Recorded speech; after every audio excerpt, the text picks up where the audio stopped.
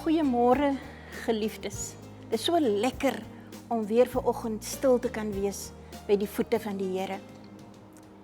Ek lees vir u vanoggend uit Jesaja hoofstuk 49 vers 15. Kan 'n vrou haar suigeling vergeet, dat sy haar nie ontferm oor die seun van haar skoot nie, of skoon hulle sou vergeet, nogtans sal ek jou nie vergeet nie. U weet, ons sekuriteit is gebaseer op God se liefde. Wat is die basis van ons sekuriteit? Wanneer ons aan hierdie dinge dink, kan ons baie antwoorde gee.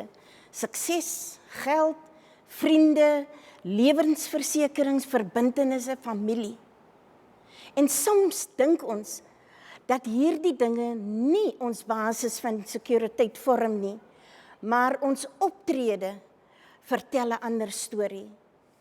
Wanneer ons begin verloor, ons geld, vriende, gewildheid, dan verraai die gespanne houding van hoe diep ons sin vir sekuriteit gewortel is.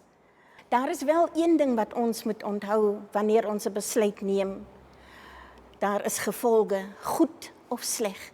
En wanneer die gevolge goed is, tik ons onsself op die skouers. En wanneer dit sleg is, blameer ons ander.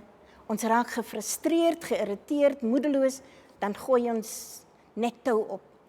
Almal van ons maak verkeerde besluite van tyd tot tyd, maar wat ons vergeet is dat God baie meer geduld het met ons foute en sonde, as wat ons met onsself het.